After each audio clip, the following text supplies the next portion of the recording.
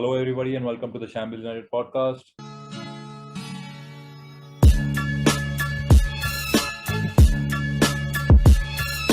This is your host, Pranav Shahaney. And after what was a disappointing end to the season, we are finally back with another episode. And this time it's something different. We have obviously a major tournament to look forward to, the European Championships. It's supposed to happen last year, but it's happening this year because of COVID. And as always, it's an international tournament worth looking forward to, especially for Manchester United fans, because as usual, there are a number of players that are there. As expected, we have a lot of representation from England. So we'll talk about the England players first, the Man United players playing for England. And let's start with Dean Henderson in goal. Obviously, there are doubts whether he's going to be the number one, whether Pickford's going to be the number one. Karan, what do you think? I know you're a huge Dean Henderson fan. Would you want him to start, and do you see him starting ahead of Pickford? For starters, I don't see him starting over Pickford because I believe Gareth Southgate would want Pickford's distribution uh, to come into force. So I don't think Dean Henderson is going to be starting. He might be playing a couple of dead rubbers in case England win the first couple of games against Croatia and their second game as well. So he might end up playing the final group game. But besides that, I don't see him starting, which is disappointing because I do feel he's England's best shot stopper when Nick Pope is missing. So, yeah, it's a tad bit disappointing, but overall, I feel Pickford is going to start the games. And Joe, what do you think? Because even Sam Johnston is now having a really good run of form. He's done well in the warm-up games. Do you maybe see something like that happening, or do you think that Pickford's going to retain his place in the team? As much as I really like Dean Henderson, and I think he's had such a great season, I can't see Southgate looking past Johnston. That would be my pick between the sticks, anyways. Pickford's always had a fairly good track record for England. He hasn't made as many mistakes for them as he would have for Everton. But I'd say Henderson would be third choice in that picking order. But yeah, Johnston, I think one of the best shot stoppers in the league. You know, the stats prove it. He's been fantastic. He's definitely not going to stay at West Brom this summer. I know we were interested in him. Now that we've signed Tom Heaton, I don't think we're going to go for him, but he's been fantastic, and I think he deserves that spot. But that would be my personal choice to put him there. But I think it'll be Pickford. Absolutely. I mean, I think I speak from behalf of all United fans that we would like Dean Henderson in the team. And now let's move forward. Let's talk about left back. Jose Mourinho, as usual, is creating controversies when he said that he'll pick Chilwell over Shaw, and he said that's a pretty easy choice for him. So I'll come to you, Shots, now. Is it an easy choice, Shots, or do you think that Shaw doesn't deserve to start? What do you think? Shaw has been one of our best players. In fact, in the last podcast, I think I was mentioning that he's been like he deserves the Player of the Year for us. It's obviously Jose is quite salty from what happened in the past. Say when the last time that Spurs met with United. Considering about from where Jose Mourinho had managed Shaw and where he is right now, he's improved by leaps and bounds, and he's been doing really well in both attacking as well as defending terms. Chilwell is a little iffy when it comes to defending. Uh, Shaw also was iffy. He has improved a lot in that department, and he's been doing like his link up with Rashford is amazing. So I suppose when Rashford is playing, you should definitely have Shaw linking up with him at the left back position. Now with Chilwell, his attacking output is much better in when you consider say his interchange for a bit, but I don't know how it might turn out to be when it comes to say performing at the high level. Sometimes he has gone off. Although in the FA Cup final he did perform really well, he came on and scored that goal as well. But I definitely think Shaw needs to be number one for England. Absolutely, and there was a report in the Guardian that said Gareth Southgate might play four fullbacks in his first game, so that would obviously mean that he'll play a back three, and Luke Shaw could fit into left centre back. Yeah. Now he's played that role before for United. He's been decent there. Joe, do you see that happening in the first game against Croatia? Do you think he'll do well in that role, or do you think he should be playing at fullback only? I think he can slot in at any position. He's that versatile across the back line, and he's had a really good season for United. He would be a bit small, I think, to go at centre back for England, especially considering Harry Maguire is expected to miss at least a few games of the tournament. His availability is a bit up in the air right now, but I think they could do with someone taller at centre back. But I would have him at either left wing back or left back, whichever suits. I think he's been far better than Chilwell this season. Chilwell had a really good end of the season. Obviously, he won the Champions League with Chelsea. He played really well in that FA Cup final too. But you can't look back, or you can't look past Shaw's season and the improvements he made. Like, he was the player that we would have probably shopped a couple of years ago. He would have been sold if it was under Mourinho. So we're counting our lucky stars that he's still a United player, and I think Southgate can see that as well. I don't see any other option for the starting left back than Shaw. Yeah, and Karan, your thoughts on Shaw? Obviously, he's been the most improved player for United this season, and like Joe said, that he could have been on his way out a couple of years ago. So, what do you think has been the determining factor in shaping Shaw's resurgence? Because it looked like he was done and dusted, and now he's suddenly in contention and probably and arguably England's best left back. So, what do you think's changed with Luke Shaw in the last, say, 12 to 18 months? I feel there have been a couple of factors. First things first, like Luke Shaw mentioned, Ole's impact on his confidence in terms of how important he called Shaw for the squad, and the fact that the manager believes in a player, it really motivates him to push forward and work harder. There have been a few complaints about his fitness over the past couple of years, but I feel he's gotten into shape. He's comfortable with where he is at the moment. So that's been one of the main factors, like Ole's confidence as well as his fitness. Besides that, I feel there's a lot more freedom for him to push forward and link up with Rashford and potentially make those darting runs inward towards goal, like the goal we saw against City.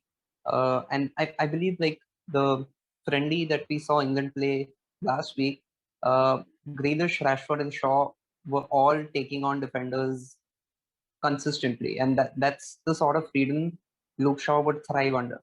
And Ole has definitely given him that freedom, and that's been the main determining factor for him improving. And say Southgate picks Chilwell over Shaw, what do you think will be the reason for that? I think it would have to be down to maybe, let's say, it could be down to loyalties, previous loyalties. Like he's played Chilwell quite a bit previously before Shaw's resurgence. But I really can't think of any reasons why Luke Shaw would be benched, because it's quite clear that he is England's best left back at the moment. Absolutely. And, coming to centre back now, the United captain, going to miss a few games. It's going to have a huge impact because England's team, if you look at their centre backs, on paper, they're not really that good. They're better off in midfield and going forward. But missing a player like Maguire is obviously going to be a huge absence. So, Shots, what do you think? How do you think England are going to cope with the absence of Maguire? Who would you see coming in?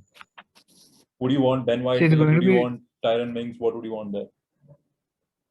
See, it's going to be a huge loss for England not having Maguire being there. See, because if we have seen how he's been doing for United, like he's been really good very solid when it comes to aerial duels. In fact, in the last World Cup also, he did really well with his set pieces. He scored a few goals as well with his head. Apart from that, the development when he was there in United, his game developed in such a manner that he used to push forward to the left hand side. If you go through the heat maps, which was, I don't remember, was it StatsBomb or some other platform had generated, he does push towards the left hand side and then try to get the ball up a little bit higher. That is something that England might miss as well when they're playing in their, say, 3-4-3 formation or the 4-3-3 that he's been pondering on. So, say, having the experience of Maguire, having the sheer ice cubeness of him there will definitely haunt England. But when you're looking at, say, the options that England has, definitely playing 3 at the back the three defenders at the back will help England. I suppose Tyron Mings can come in because he's decent with his head. Ben White is quite like a Swiss knife. He might not directly, slot into the place where Maguire actually acquires his position, but he will add some robustness to the system as well. As you mentioned, John Stones, obviously he's the number one pick, but instead of Ben White, I think Walker can also do a decent job if he's also picked in the three at the back. And then there's Luke Shaw as well that we discussed. Absolutely. And Joe, if say Maguire, what do you think Maguire brings differently to this England side that no other centre back in the team has? And to cope with his absence, what would you do? Who would you play, or would you change your entire system just to deal with the loss of one player? Maguire is undoubtedly one of the most influential players in that team. The leadership, the camaraderie, the aerial presence that he brings. We've seen, in the season before last, it was sort of looking like at times, was he actually worth the money? But we've seen this season that he's been worth every penny. And when he's been out of our side specifically, we look completely different. It's the same with Liverpool and losing Van Dijk. It's like there's a missing piece there, and that was Maguire, especially for the Europa League final. So there's no question about how important he is to that England side. It's a tough decision to go with who to go with centre back. Obviously, experience-wise, I think Tyrone Mings would probably be a good choice alongside John Stones. But then again, I think Ben Godfrey's had a really, really good season. Connor Cody has been decent in the games that he's played for England, or the very few games that he's played. It's a tough one for Southgate, and it's I don't think it's a decision any one of us would want to have, because it would probably keep us up at night. But I think I'd go Tyrone Mings there alongside Stones. Absolutely. And what do you think, Karan? Do you think that Mings will play in place of Maguire, just the fact because he's a left-footed guy, or do you think apart from that he brings something else to the team that some of the other defenders don't? Yeah, I think Mings would have to slot right in place of Maguire, mainly down to the fact that John Stones prefers to play on the right side of defense, like the right centre back, and Ben White has been playing in a three-back system, but from the right-hand side as well. Besides that, I don't really rate Connor Cody in a back four. He's better suited to play in a back three. So that just leaves the option of playing Mings or maybe Luke Shaw as a left centre back, which isn't very practical when you have three fit centre backs on the bench. So yeah, Tyrone Mings is probably going to fit right in. Yeah, he should be starting against Croatia. So I think it's a unanimous verdict that Tyrone Mings is the guy to replace Maguire. I think I'll pass my message on to Gareth Southgate. And now moving forward, if you would have asked me at the start of the season, I would say that Rashford is a nailed-on starter. But seeing how the season has progressed, seeing him having some trouble with injuries, I don't think he's England's best option to play on the left. I don't think Raheem Sterling is either. I think someone like Jack Grealish, Foden, and Sancho on the other wing, I think something that way is what England should be looking at. So as a United fan, it sucks to say that Rashford should be dropped for the greater good of the national squad. Shorts, what do you think? Do you share my opinion that Rashford should be dropped, or would you rather have him start just because he's been Southgate's regular for the last, say, 3 or 4 years? So it's going to be a difficult decision for Southgate, because if you have Grealish as well as Foden, they take on players, they dribble the ball really well. Rashford also dribbles well, but both of these players are equally good. Rashford has a lot more of pace in him than these two players. But when you're looking at, say, a system where you're servicing Kane a lot, and there's a player just playing behind him, take off the pressure, like move around the defenders, or take the second chance which pops up. I suppose Southgate would get a good a pairing of, say, Grealish as well as Sancho to actually get a run at defenders, as well as take on a few players and then just get them to distribute the ball off. But if you want to directly go on the counter, Rashford is the best bet. If England is going to play on the counter, Rashford should be there. If England is trying to work around a low block, I suppose uh, Foden and Grealish would be the better choice on the left hand side. Absolutely. And Joe, what do you think? There's a lot being said about Rashford and Rashford's finishing ability, him not being clutch in key moments, and that is what cost England the semi final against Croatia. So, do you think that Southgate will have that in mind, and he'll want players who have that killer instinct to put the ball into the back of the net, and Rashford probably does not have that now? Personally, I think Rashford deserves to start, and I would have him on the left wing because he's that box office player. He's got that star factor, and I think, despite the poor form he's had this season, he's the player that can pop up in any given moment and score a vital goal for the team. So I think he's too valuable of an asset just to leave on the bench. I've seen shouts for Grealish on the left wing. I know it's a controversial one, but I don't think there's a need for both Mason Mount and Phil Foden in the midfield. I would probably keep one of Foden or Mount on the bench and stick Grealish into sort of a central position and allow Rashford to be on the left wing. I think it just his pace and his skill is something that is really going to help this England side in this tournament, especially against their opponents.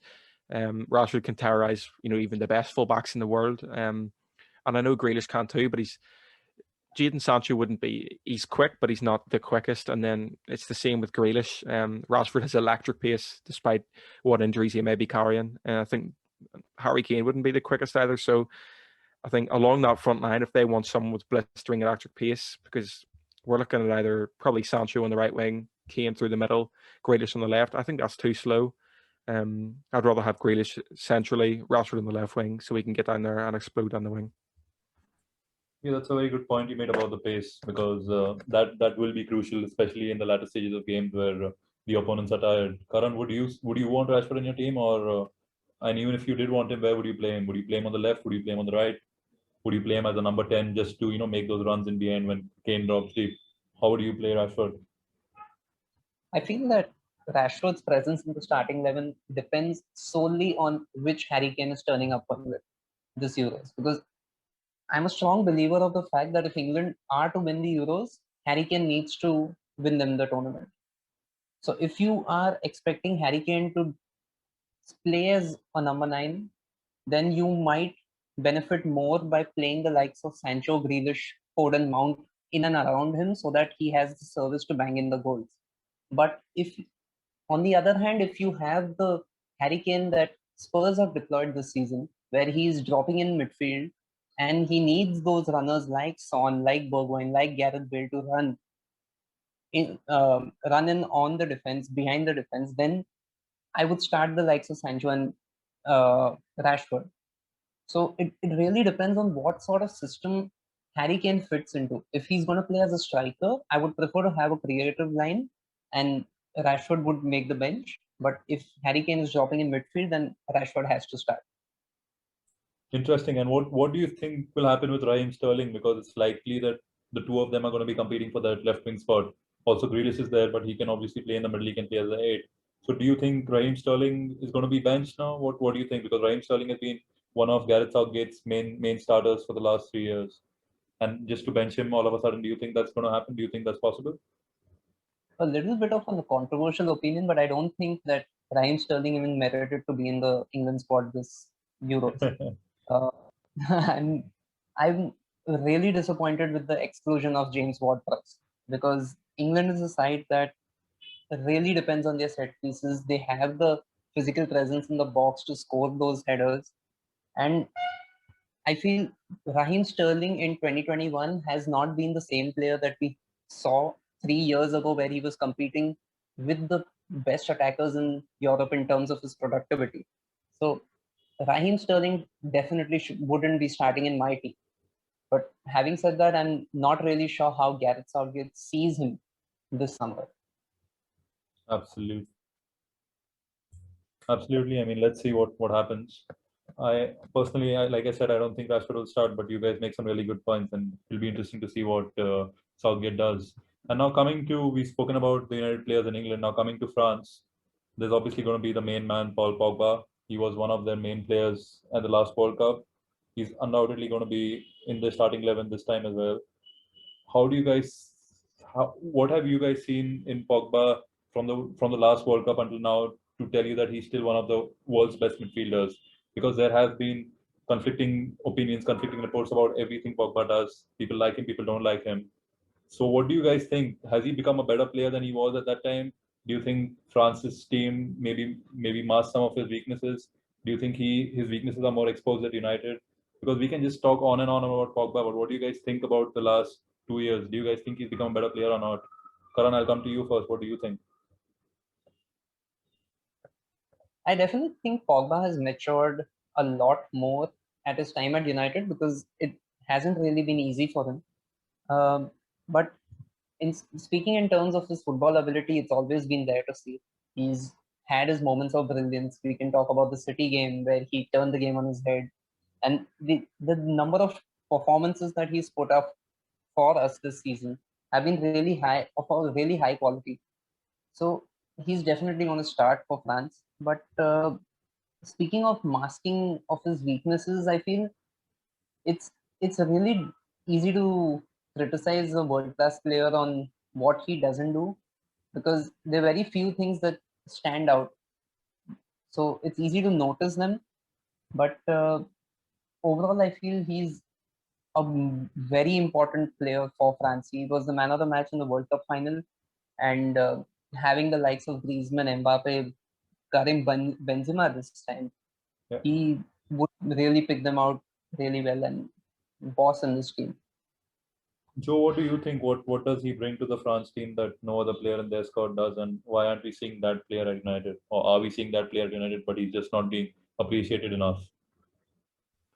I think we do see that player at United in times, and especially over the last 5 months, whenever we've seen him enjoy a bit of an advanced role at left wing. I think he's been much better there.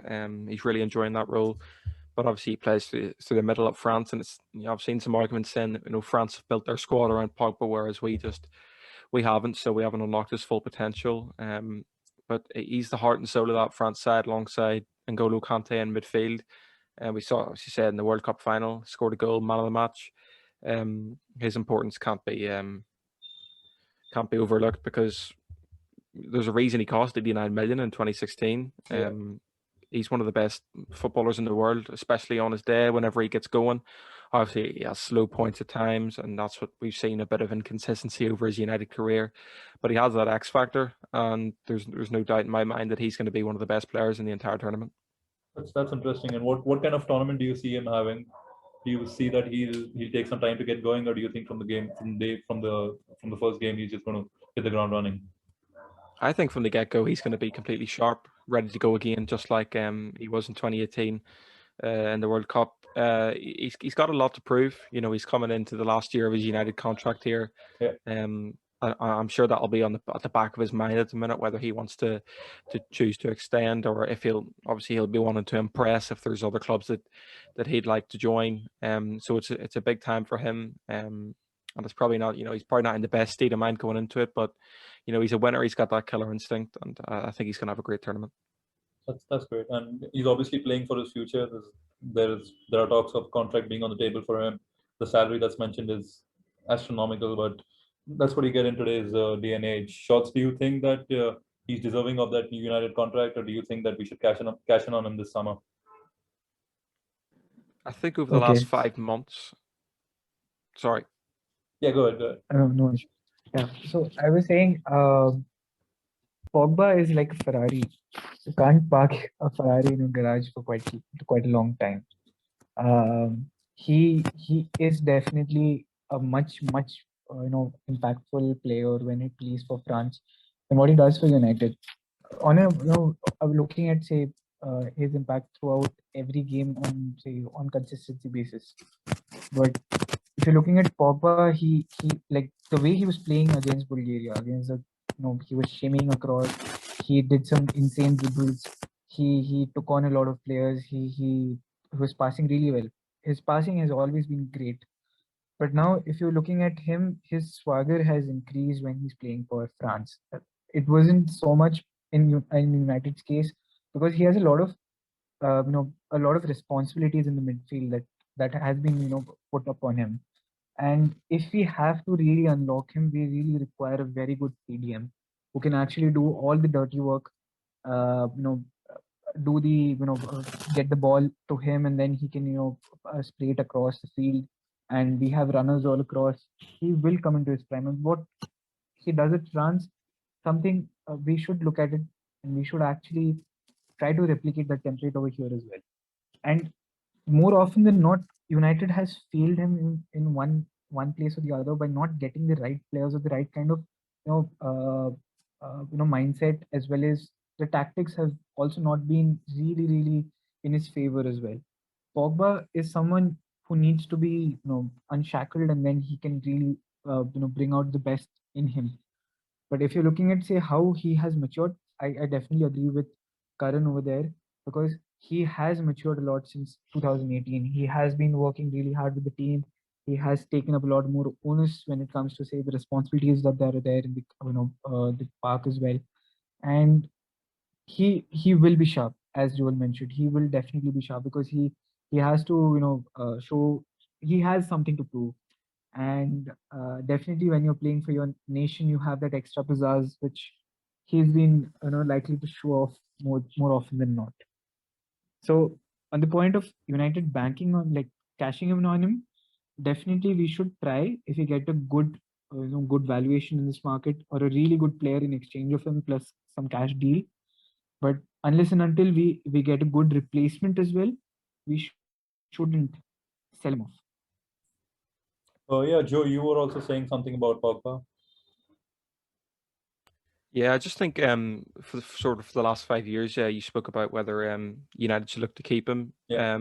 This is a position we haven't seen him in yet on the left wing. That advanced role, where he's not the box to box that he used to be, and I think his attacking skill set is so much greater than what he offers in defense. And we've seen many iffy moments when he's had to defend. I think we've seen a good few games where he's been putting in good tackles, but I'm not sure that's exactly the strengths of his game that United should look to play towards. When he's in a more advanced role, he's getting involved with play, counter attacks, driving forward with the ball, running at defenders, and it's exactly what he's best at. So if we can get him into that position all the time on the left, obviously that sort of conflicts with Rashford, so we don't know where we'll put him, but if he can stay consistent at that left wing position, I would offer him all the money in the world to stay. That's an interesting take. Karan, what do you think? You've criticized United's wage structure for the last, I don't know, since I've known you, last 3-4 years. What do you think? Should Pogba be given that kind of money, or what should United do with him? It really depends. If you're looking at this summer to sign, let's say, Jadon Sancho, fingers crossed there.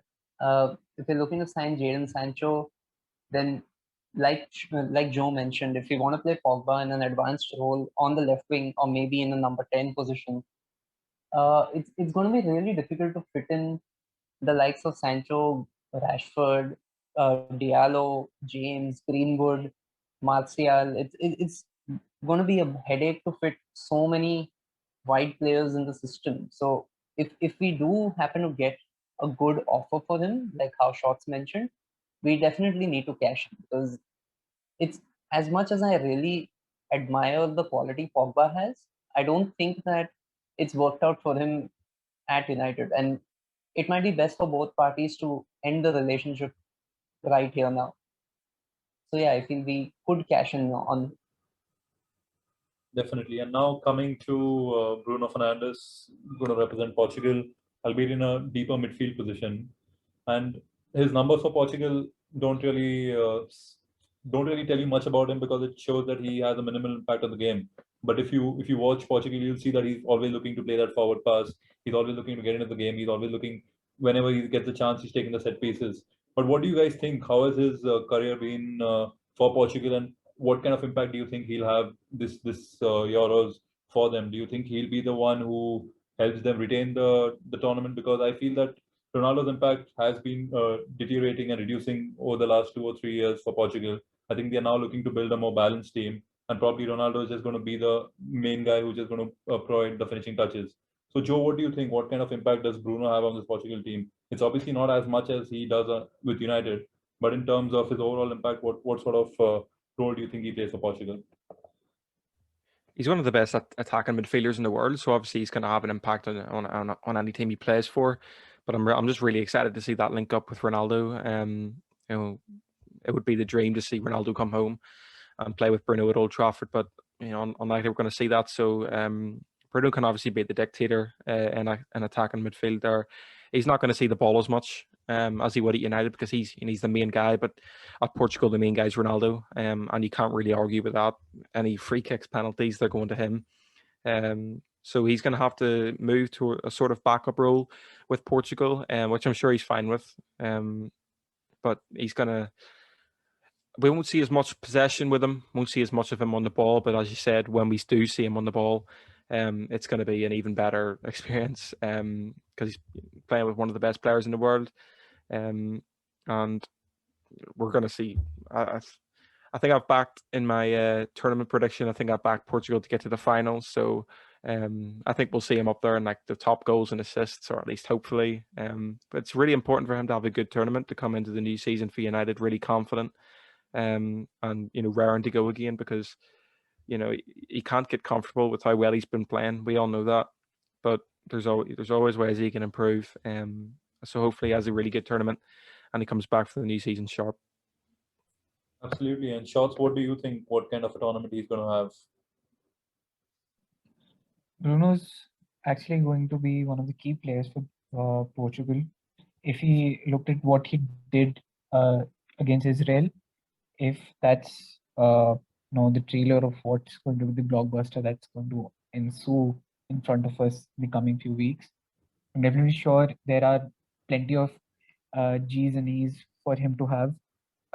He'll be. It's going to be very enticing to see him link up with Ronaldo. In addition to that, Portugal has a lot of talent also. Bernardo Silva is also really good. Bruno does play a little deeper, but his playmaking abilities is quite unrivaled right now. I'm definitely hoping for him to have a really good tournament and him having a lot of impact in Portugal again, retaining the title per se. Absolutely. And Karan, any final words on Bruno? Yeah, he's a world class player, like Joe mentioned, and one of the things that I just wanted to say is we can't really focus too much on what Bruno has been doing for Portugal because majority of his appearances for Portugal have been while he was a sporting player. Ever since he's joined United, there's been this growth in his stature and his confidence and his ability. So there's this star presence that he's grown up with. So he's definitely going to have more of an impact at Portugal. He'll feel confident enough to do it. So yeah, it's going to be the first time we'll see the real Bruno Fernandes playing for Portugal. Absolutely. I mean, I can't wait to see him in action. He's had such a great 18 months for United. I just can't wait for him to replicate that kind of performances on the international stage.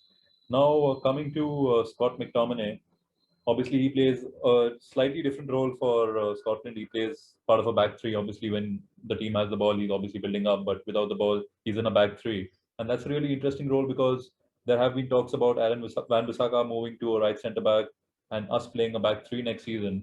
So do you guys think that Scott McTominay playing in that sort of role, probably United can see him this season and say, okay, fine, we have another option at centre back. Maybe this is something we can try in the future. Because it's really interesting to see the way he plays for Scotland. Joe, I'll come to you about this because you mentioned them as the dark horses in your tournament predictions. So first, I'll ask you why have you mentioned them, and then also what kind of player is Scott McTominay for them?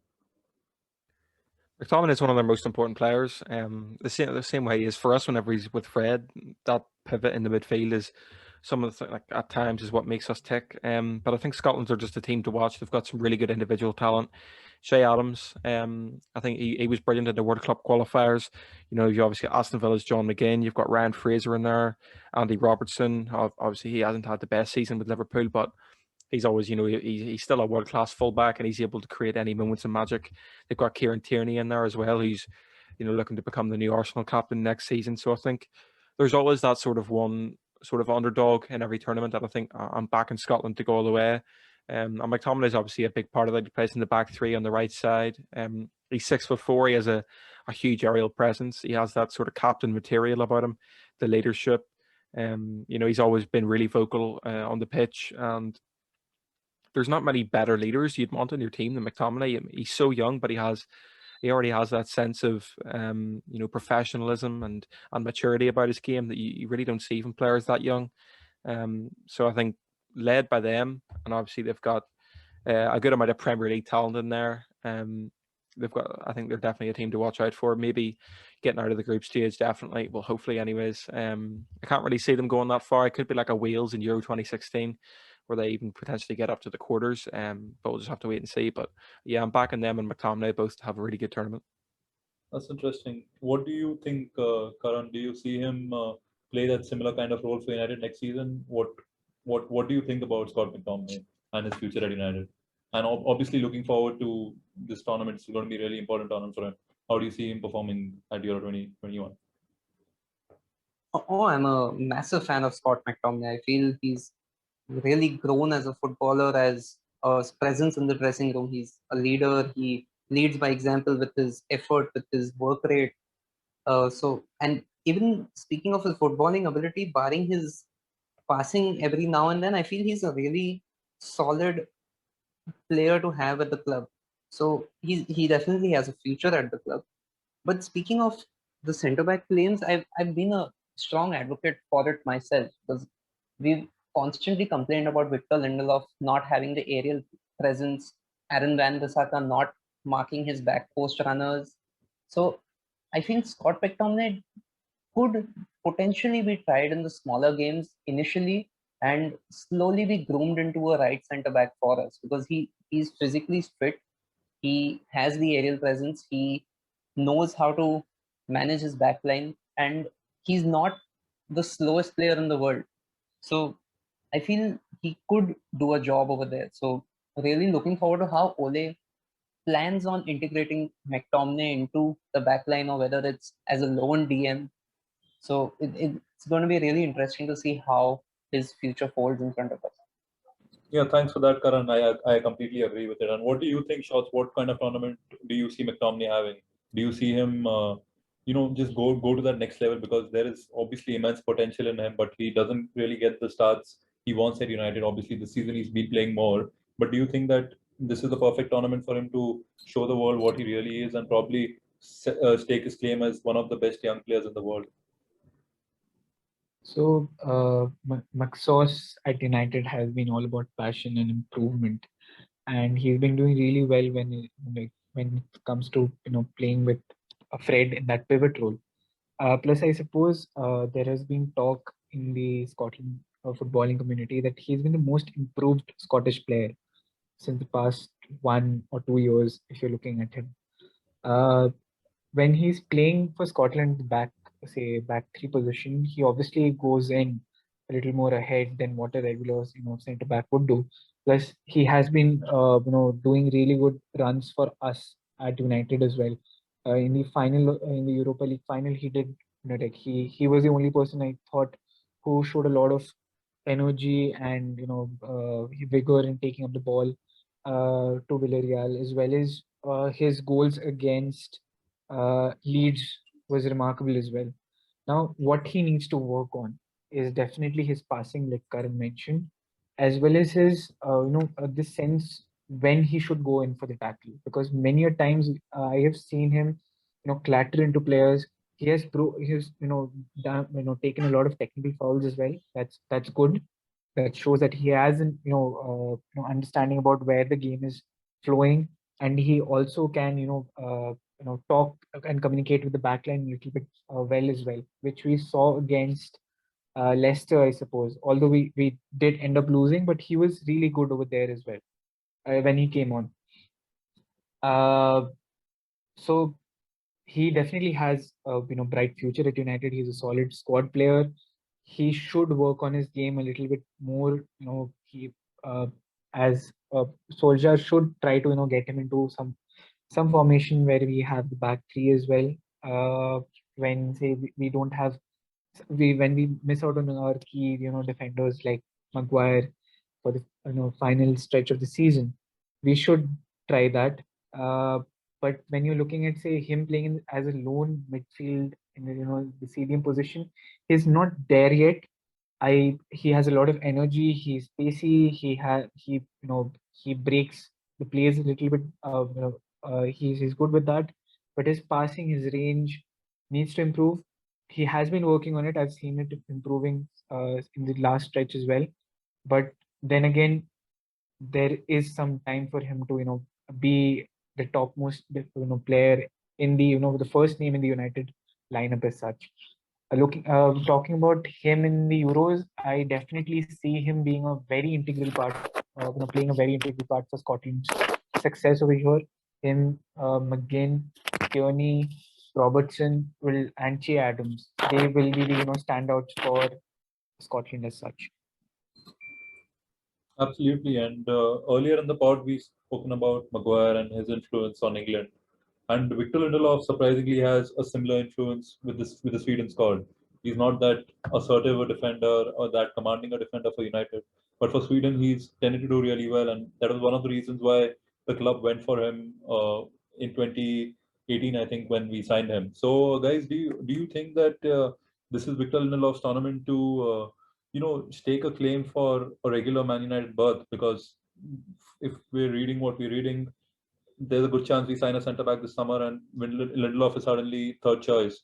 So, do you think this is the tournament where he has to prove himself that he really deserves to be United's second choice alongside Maguire, or do you think that that ship has sailed, and regardless of how he does this tournament, we need to replace him in the summer? What do you think, Joe?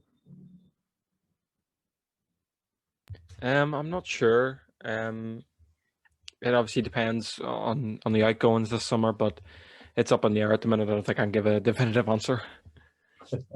But what kind of tournament do you see Lindelof having?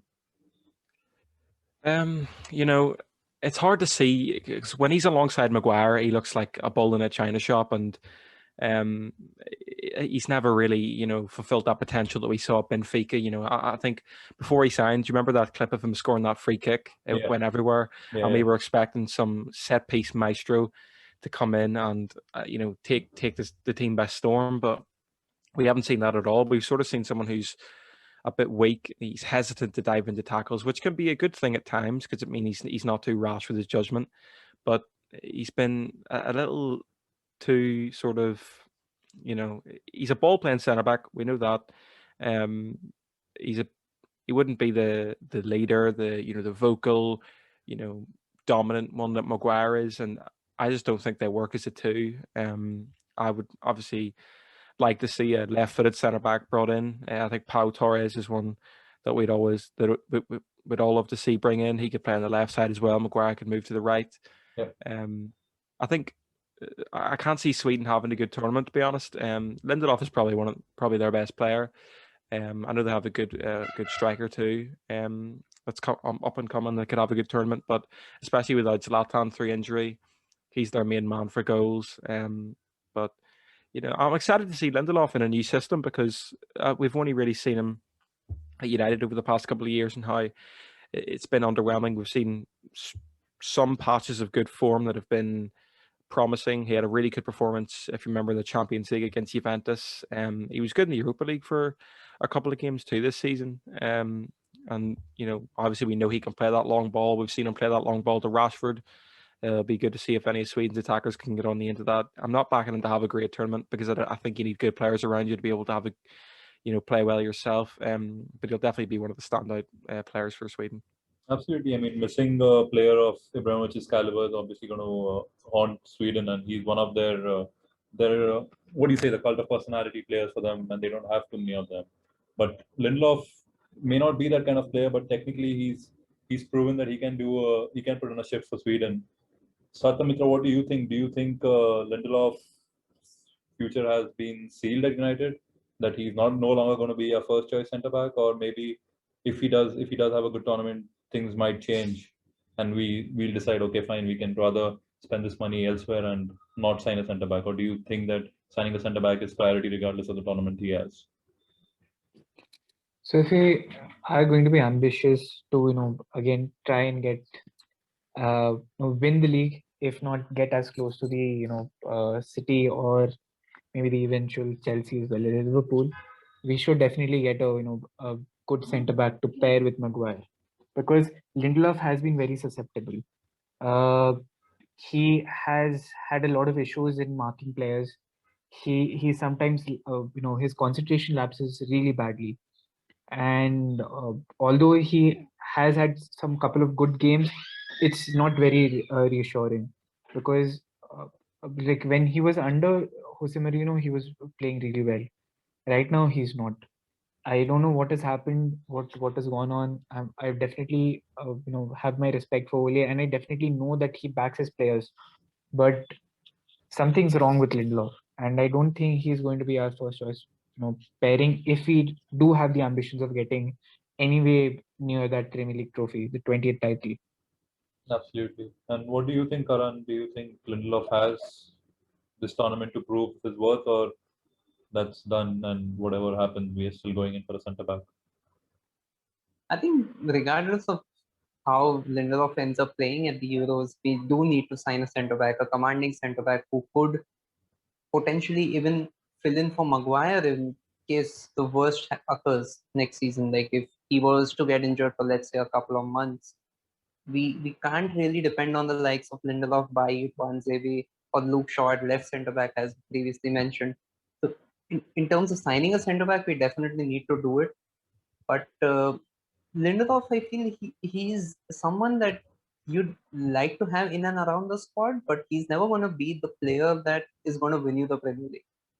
Yeah. He's someone who works hard, who has a good work ethic, and I think he had a spat with Bruno after the goal we conceded around 8 to 9 months ago. That really defines him as a player. He demands a lot of the people in and around him as well, which is a great thing. But he's never going to win us the Premier League as a starting centre back. So we don't need to sell him, but we could keep him as someone who plays, let's say, 25 to 30 games a season for us. Absolutely. And now coming to the final two players at the Euros, two Welsh players, Daniel James and obviously the youngster Dylan Levitt. Levitt is obviously not going to be a regular in the Wales squad, but Dan James certainly is. Karan, you have been very vocal in terms of your praise for Dan James when he plays for Wales. But when he plays for United, there's obviously him missing that killer instinct that puts him ahead of, say, the likes of Greenwood, because he's still far behind and he's still not shown why he was exactly signed. Obviously, he was signed as a youngster for cheap, so you can make the argument that he's not been a flop as of now. But in terms when he's playing for Wales, he's a probably a different machine. So why do you think that kind of that difference is there? Why is he such a better player for Wales than he is for United? Is it the system or is it the lack of pressure?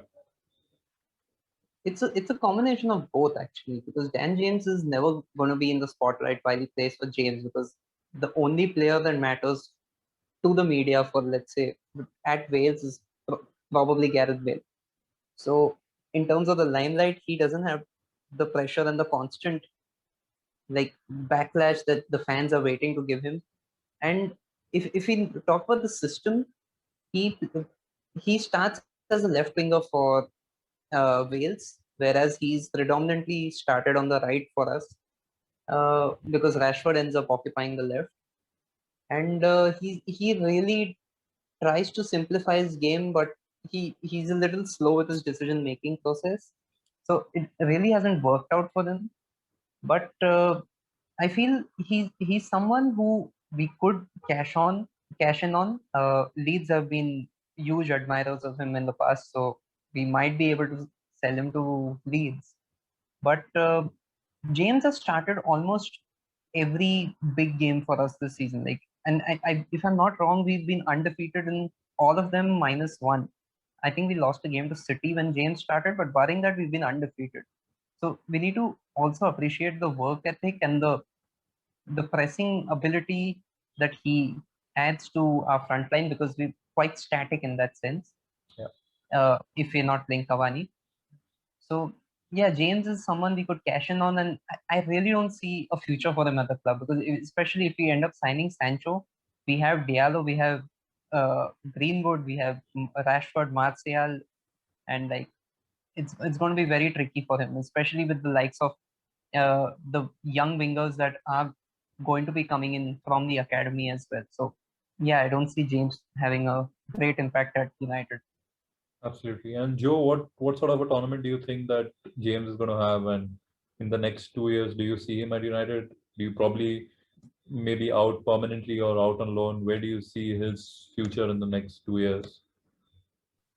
First of all, I think James is going to have a really solid tournament for Wales. He's a really important player, on the wings for them. He's good at, especially, delivering crosses into the box for Gareth Bale. You've also got Kiefer Moore, who's quite tall off the bench there. Wales would be quite, they're quite short-handed. I don't think they're going to have the tournament that they had in 2016. But I'm still going to be looking out for James and Levitt as well if he gets an appearance. I doubt that, but it's it's good experience to have him in the squad nonetheless.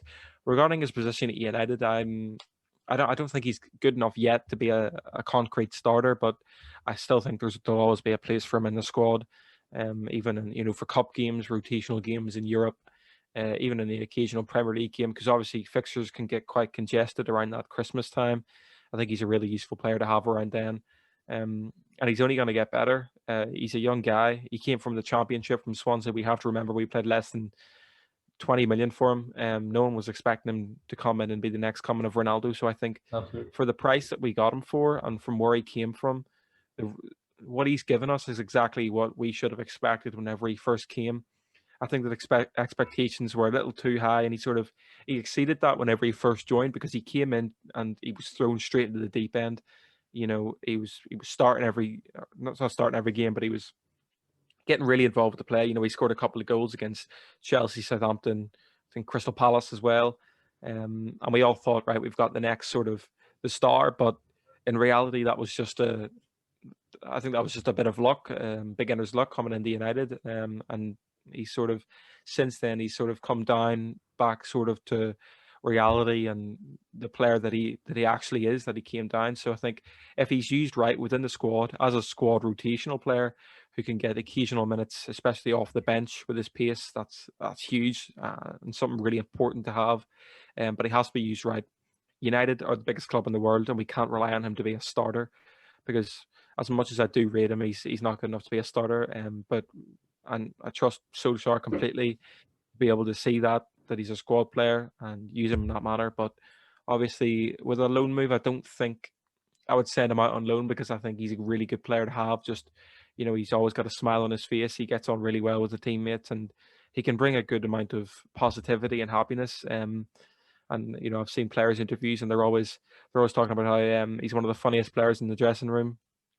So I think I'd love to keep him around just for that. But experience-wise, and if I wanted him to, step up his game and get a bit more top-flight experience, I know Leeds were in for him before he actually signed for us. So it would be good to see him, get a season out on loan, get some proper first-team football in the Premier League under his belt, and see what he comes back to United like.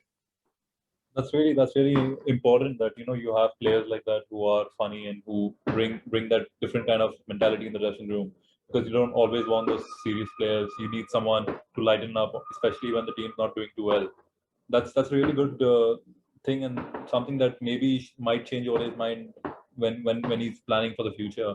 Shorts, would you see him go out on loan? Would you see him be sold permanently? Because he's at that age where maybe if there's a club, we can get a decent amount of money for him. Or would you still want him at the club, but just loan him out so that he gets some game time and maybe fights for a starting berth in the next couple of seasons? Him as a squad player is he's decent for us, because he has a lot of work ethic that he can put into the game, and he presses well. He has a lot of pace. He's very pacey. If we can get a good loan move for him, where he can actually get first team minutes, that would definitely develop him a lot more. And we can utilize Diallo, Sancho incoming. Hopefully, it goes through soon. And then we have a lot of wingers which are coming through our academy as well, that Karan mentioned. Yes, if we get a good loan deal for him, say maybe if he goes to Leeds, plays under Bielsa for some time, he'll be a much improved player. He will also be able to channelize his, say, energy and spirit. him being around the club, say if Ole is going to trust what the new crop of, say, the talent which is coming through our academy, then I definitely see him going on a loan move. If Ole feels that our academy players are still not there, I suppose keeping him there for our rotation as well as for our squad depth is very important, because he brings a little more a pace, a little more injection of, say, doubt into the opposition, as well as he can press a lot more than whatever other people that we have in his position. Absolutely. And Karan, what do you think? Yeah, like I mentioned, James, like I'm going against the three of y'all here, but like I feel we could cash in on him, especially if we do happen to get Sancho in Sancho to the club. I don't think he's going to play a lot of games, and knowing the player he is, knowing the personality, the spirit that he has, I feel he deserves a lot better than that. So yeah, it could be the right time to cash in on him, and especially while Bielsa is at Leeds, we might be able to get more money for him now than probably ever again. Yeah, So, and they are why- they are looking for a right winger, so maybe he can just be the man for them. yeah, Let's see. yeah, Rafinha might be leaving, so it makes sense to like at least offer him and see what Leeds might be willing to pay up for him. If they happen to pay us, let's say 15 to 20 million, which is practically all the money that we spent on him, inclusive of his wages, I feel yeah, it makes sense. It's good for both parties, and yeah, we could reinvest that money in the summer. Absolutely. And before we sign off, I would just like to ask all of y'all who you think are going to win the Euros and who the best Man United player is going to be. So, shots first, I'll ask you that. Who's your winner for the tournament and your best Man United player of the tournament? So I feel Portugal is going to retain the title. Okay. And best United player, I think Bruno. Okay. Bruno will tip the scales. Joe, what about you? I'll go with France to win it. I think they've got too much firepower to look past, and just like in 2018, I'll go with Paul Pogba as the best player.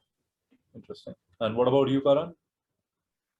Yeah, I kind of agree with Joe. Like France are a little too good for the rest. So they should be winning the Euros. And speaking of the best player, I feel Harry Maguire is going to come back and going to absolutely transform the England side and maybe send them on a good run. So, do you see England reach the finals? Potentially, it depends on the run they have. But yeah, they definitely have the quality to reach the final. But you don't think football is going to come home? Yeah, well, for that, let's just say I'm not a little too passionate for any other countries other than my own. All right, guys, it's been another great episode. Thank you for joining me. And we'll be back with you in the next few weeks with more episodes of the Champion Podcast. Thank you, guys. See you. Bye-bye.